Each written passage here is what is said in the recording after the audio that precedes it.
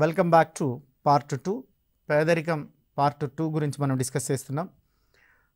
So మరి మనం ఈ పార్ట్ 2కు డిస్కస్ చేసేటప్పుడు పార్ట్ 1లో ఏం చేసాము, ఏం చదివాము అన్నటువంటి దాన్ని ఒకసారి చూద్దాం. పార్ట్ 1లో పేదరికం నిర్వచనం గురించి మనం డిస్కస్ చేసాం, రకాల గురించి చర్చించాం. అదేవిధంగా భారతదేశంలో పేదరికాన్ని, దారిద్ర్య రేఖను ఎలా నిర్ణయిస్తారన్నటువంటి దాన్ని చూసాం. 1969లో వచ్చినటువంటి పౌష్టిక ఆహార నిపుణులు ఎలాంటి సూచనలు సలహాలు ఇచ్చారు ప్రణాళిక సంఘానికి అన్నటువంటి దాన్ని చూసాం. మరి వాళ్ళు కనీస జీవన వ్యయం క్యాలరీలలో చెప్పారని చూసాం. అది గ్రామీణులకైతే 2400 క్యాలరీలని, పట్టణవాసులకైతే 2100 క్యాలరీలుగా నిర్ణయించడం అన్నటువంటిది జరిగిందని చెప్పాం. ఇక దాని తర్వాత చూసినట్లయితే 73-74కు సంబంధించినటువంటి ప్రమాణాన్ని లెక్కించడానికి ఆ 73-74లో కనీస జీవన ప్రమాణ స్థితి అన్నటువంటి దాని స్థితి గురించి మనం డిస్కస్ చేశామని చెప్పాం. సో 73-74లో పేదరికాన్ని నిర్ణయించడానికి జీవన ప్రమాణాన్ని తీసుకుంటున్నారని చెప్పాం. ఆ తర్వాత మనం గమనించినట్లయితే నాడు అంటే 73-74లో 73-74లో కనీస జీవన వ్యయం అంటే monthly per capital consumer expenditure అంటారండి, MPC, monthly per capital consumer expenditure అంటారు. దీన్ని దినసరి తలసరి వినియోగ వ్యయము అని తెలుగులో చెప్తారండి. అంటే ఒక వ్యక్తి ప్రతిరోజు ఒక వ్యక్తి అంటే మనం ఒక తలగా పరిగణిస్తాం. సో ఒక వ్యక్తి లేదా ఒక తల ప్రతిరోజు ఎంత ఖర్చు చేస్తుంది, కనీస జీవన వ్యయం అంటే జీవించడానికి చేసేటువంటి కనీస ఖర్చుని మనం ఎంపీసీఈ అంటున్నాం. ఎంపీసీఈ అంటే monthly per capital consumer expenditure, monthly per capital consumer expenditure అన్నటువంటిది ఇక్కడ. మరి ఆ 73-74లో మొదటిసారిగా పేదరికాన్ని లెక్కించినప్పుడు ఈ monthly per capital consumer expenditure ఎంతగా ఉందయ్యా అంటే గ్రామాలలో 49%గాను, పట్టణాల్లో సో యాక్చువల్లీ ఇది 49% కాదమ్మా, 49 రూపాయలు. సో గ్రామాల్లో ఎంత ఉందయ్యా అంటే 49 రూపాయలు. పట్టణాలలో చూసినట్లయితే 56 రూపాయలు, పట్టణాల్లో చూసినట్లయితే 56 రూపాయలు. ఇది నెలకి అంటే ఆ రోజు 1973-74లో మనం మాట్లాడుతున్నాం. ఈ 1973-74లో మనం గమనించినట్లయితే monthly per capital consumer expenditure అంటే తలసరి నెలసరి వినియోగ వ్యయము గ్రామాలలో 49 రూపాయలు అని అర్థంగా, గ్రామాలలో 49 రూపాయలుగా, అదేవిధంగా పట్టణాలలో 56 రూపాయలుగా నిర్ణయించడం అన్నటువంటిది జరిగింది. కాలానుగుణంగా ఇది మారుతూ వచ్చింది, అభ్యర్థులు గుర్తుపెట్టుకోవాలి.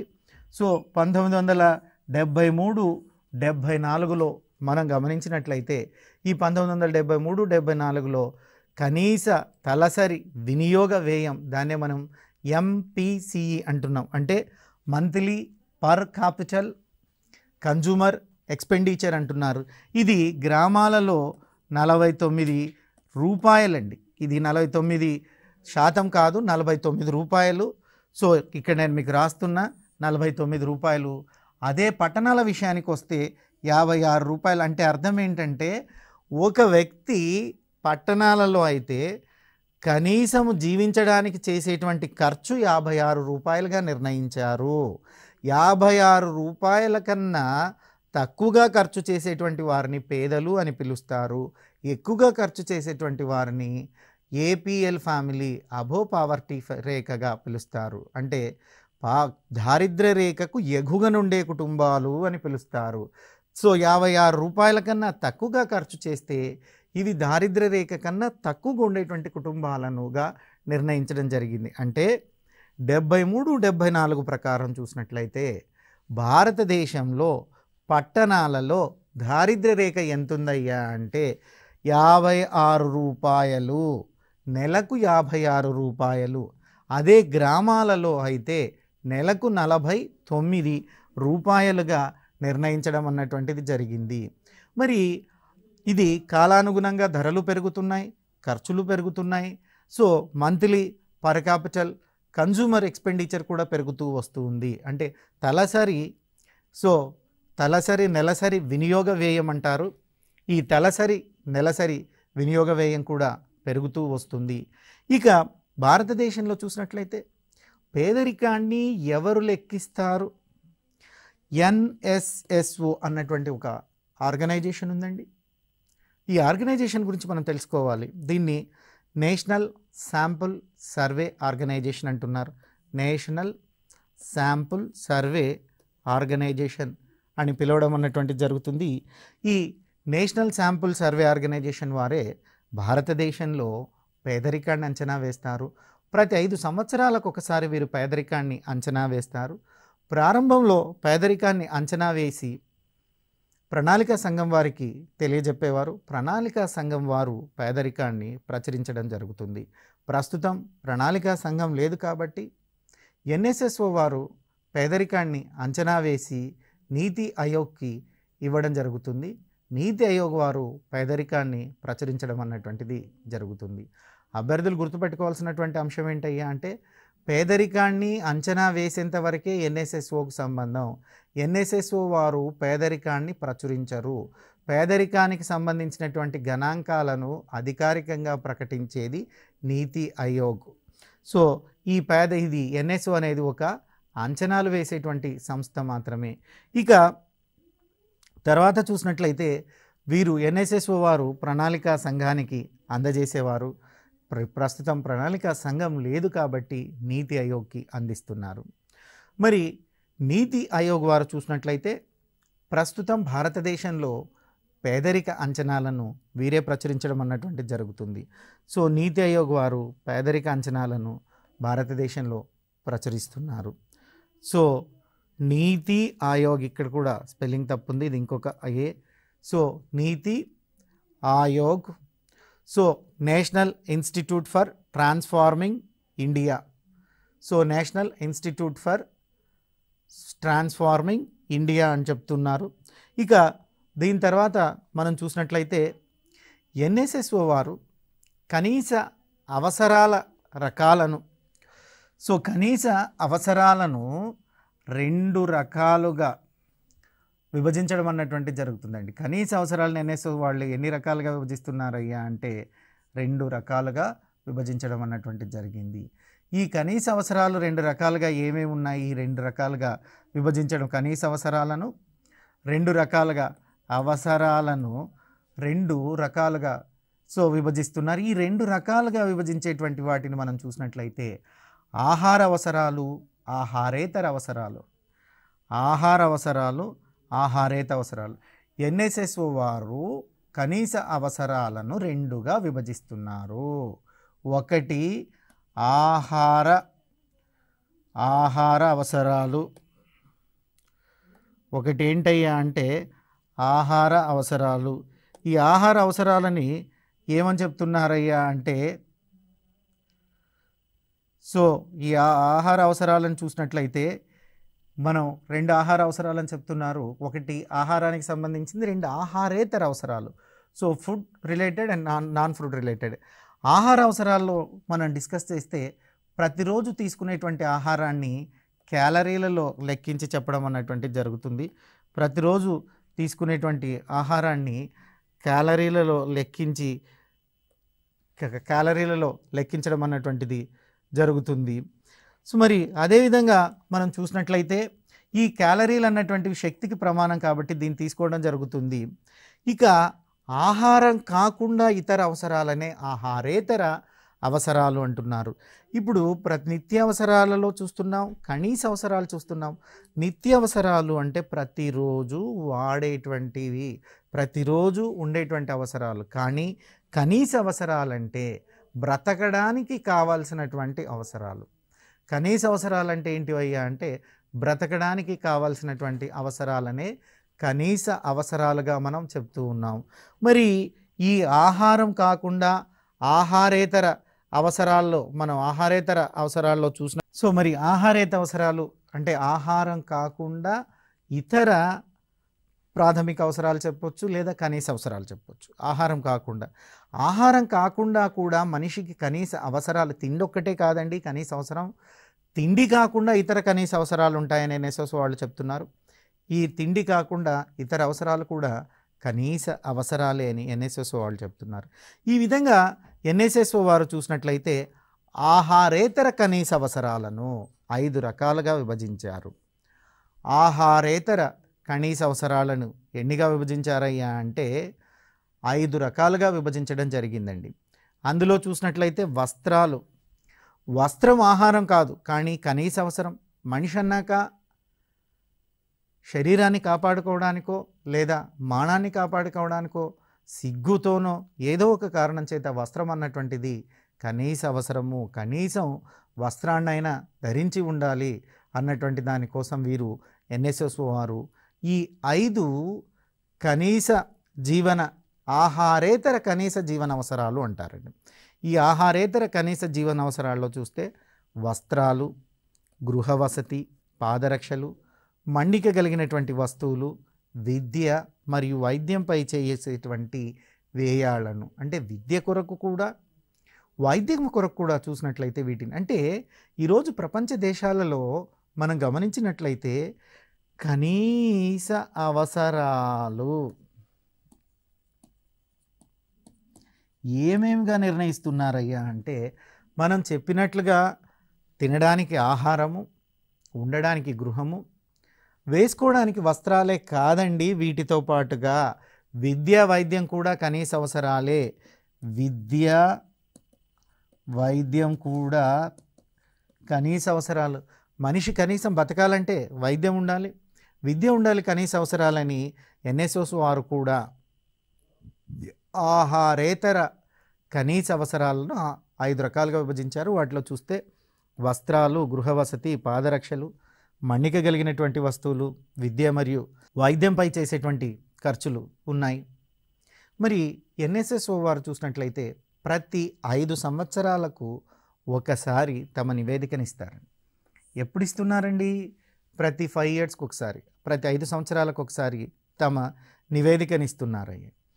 మరి భారతదేశంలో పేదరికాన్ని మొదటిసారిగా ఎప్పుడు ఎవరు అంచనా వేశారు అన్నటువంటి దాన్ని మనం గమనిస్తాం.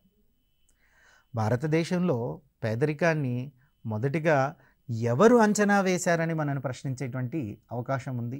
సో భారత్లో పేదరిక అంచనాలు చూద్దాం. భారత్లో పేదరిక అంచనాలు చూసినట్లయితే మొట్టమొదటిసారిగా దాదాబాయి నౌరోజీ గారు లెక్కించడం జరిగింది. ఈ దాదాబాయి నౌరోజీ గారు ఏ విధంగా లెక్కించారయ్యా అంటే వారు ఒక పుస్తకాన్ని రాశారు, పావర్టీ అండ్ బ్రిటిష్ రూల్.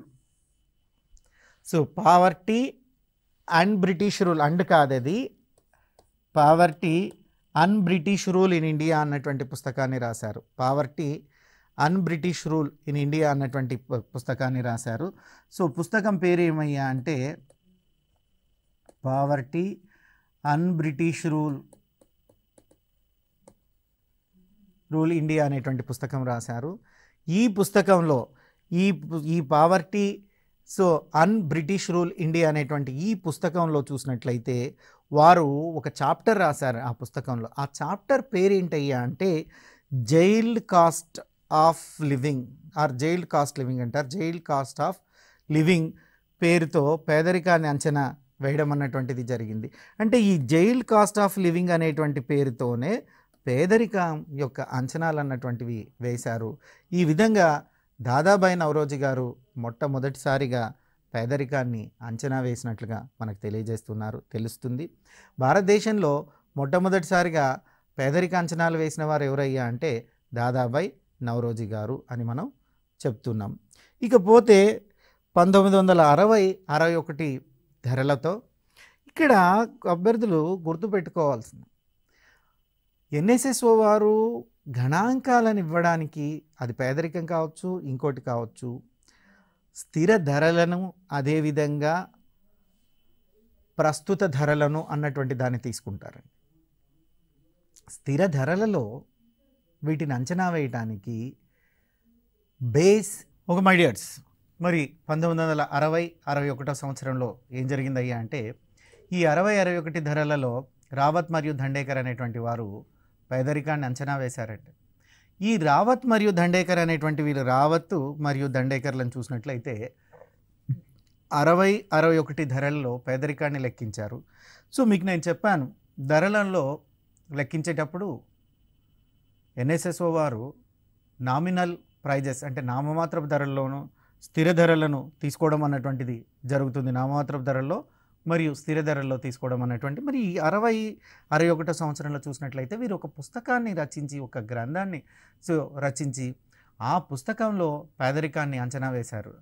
ఆ పుస్తకం పేరు ఏంటి అంటే పావర్టీ ఇన్ ఇండియా అన్నటువంటి గ్రంథం వీరు రచించి, సో అంటే రావత్ మరియు దండేకర్లు రచించినటువంటి గ్రంథం పేరేం పేరయ్యా అంటే పావర్టీ ఇన్ ఇండియా. ఎప్పుడు ఈ గ్రంథాన్ని రచించారయ్యా అంటే 1960-61 సంవత్సరంలో. సో 60-61 సంవత్సరపు ధరల్లో పేదరికాన్ని లెక్కించారు. ఆ పేదరికాన్ని లెక్కించేటప్పుడు పావర్టీ ఇన్ ఇండియా అన్నటువంటి గ్రంథాన్ని రచించారు.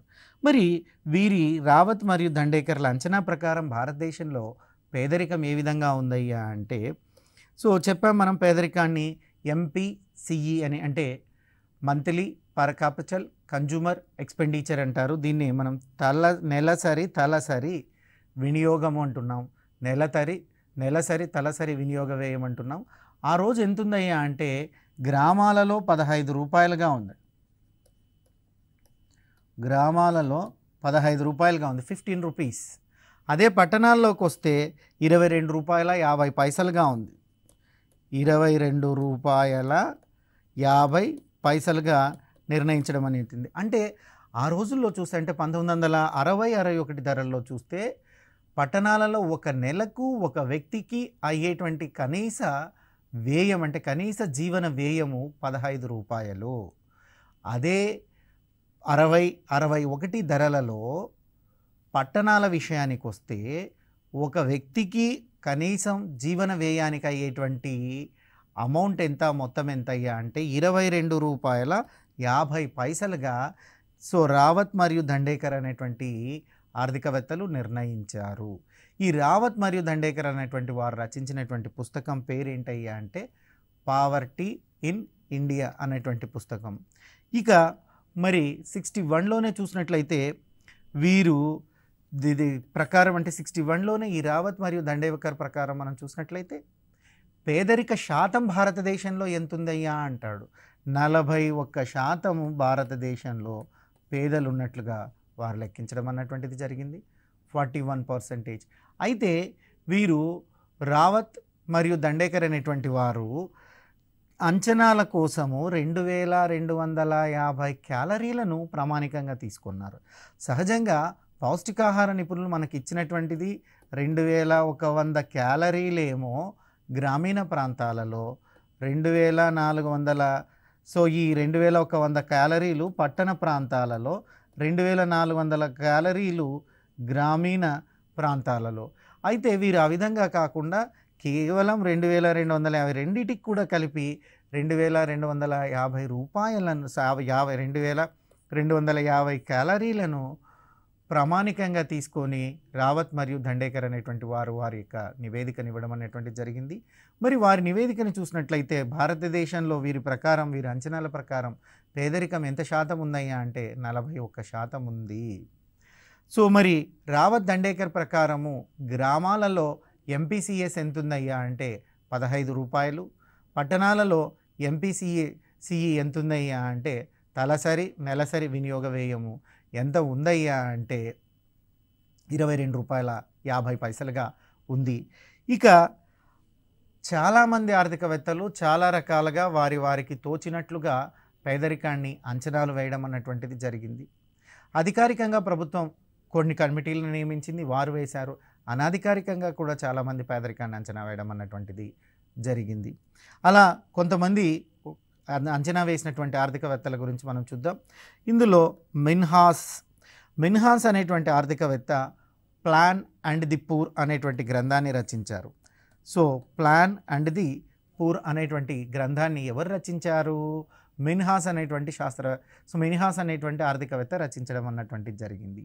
ఈ గ్రంథంలో వీరేం చేశారయ్యా అంటే గ్రామీణ పేదరికాన్ని అంచనా వేయడం అన్నది జరిగింది.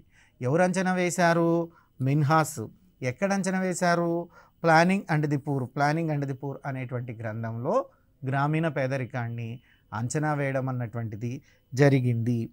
ఇక వీరి తర్వాత చూసినట్లయితే గౌరవ్ దత్ మరియు మార్టిన్ రావెల్లి వీరేం చేశారయ్యా అంటే పావర్టీ గ్యాప్ అనేటువంటి ఒక భావనను అభివృద్ధి చేశారు. సో ఎవరు పావర్టీ గ్యాప్ అనేటువంటి భావనను అభివృద్ధి చేశారయ్యా అంటే గౌరవ్ దత్ మరియు మార్టిన్ రావెలిన్ వీరు దీన్ని చేశారు. వీరు regional disparities and the poverty in India అన్నటువంటి వ్యాసాన్ని ప్రచురించారు. ఏ వ్యాసాన్ని ప్రచురించారయ్యా అంటే regional disparities and the poverty in India, regional disparities and the poverty in India అన్నటువంటి దాన్ని 1989వ సంవత్సరంలో గౌరవ్ దత్ అండ్ మార్టిన్ రావెల్లి అనేటువంటి వారు ప్రచురించడం అన్నటువంటిది జరిగింది. ఇక లక్డావాలా ఫార్ములా అని ఒకటి ఉంది. సో లక్డావాలా అనేటువంటి వారు కూడా సుప్రసిద్ధ ఆర్థికవేత్త భారతదేశంలో. సో మరి ఈ లక్డావాలా ఫార్ములా అన్నటువంటి దాన్ని మనం చూద్దాం. ఇది 1993లో వచ్చింది. 1993లో లక్డావాలా అధ్యక్షతన పేదరిక నిపుణుల కమిటీ అని ఒక కమిటీని కేంద్ర ప్రభుత్వం వారు నియమించడం జరిగింది. సో పేదరికంపై నిపుణుల కమిటీ అండి, ఇది పేదరికం కాదు. అంటే ఈ నిపుణుల కమిటీ యొక్క టాస్క్ ఏంటయ్యా అంటే పేదరికం అన్నటువంటి దాన్ని చర్చించాలి. అందుకోసమే దీన్ని ఏమన్నారు? పేదరికంపై నిపుణుల కమిటీ అన్నారు. ఈ పేదరికంపై నిపుణుల కమిటీకి అధ్యక్షులు ఎవరయ్యా అంటే లక్డావాలా గారు ఉన్నారు. మరి వీరికి ఇచ్చినటువంటి టాస్క్ ఏంటయ్యా అంటే ఆయా రాష్ట్రాలలో ప్రత్యేక వినియోగ ధరల వ్యత్యాసాన్ని బట్టి ఆయా రాష్ట్రాలలో ప్రత్యేక వినియోగ ధరల సూచీని ఆధారంగా పేదరికాన్ని గణించాలి. సో ఎవరైతే ఉన్నారో వీళ్ళు ఇచ్చినటువంటి నివేదికలోని ప్రధాన అంశం ఏంటయ్యా అంటే ప్రతి రాష్ట్రానికి ధరలలో వ్యత్యాసం ఉంటుంది, ప్రాంతానికి కూడా వస్తు ధరల్లో వ్యత్యాసం ఉంటుంది. కాబట్టి ఆయా రాష్ట్రాలలో ప్రత్యేక వినియోగ ధరల వ్యత్యాసాన్ని బట్టి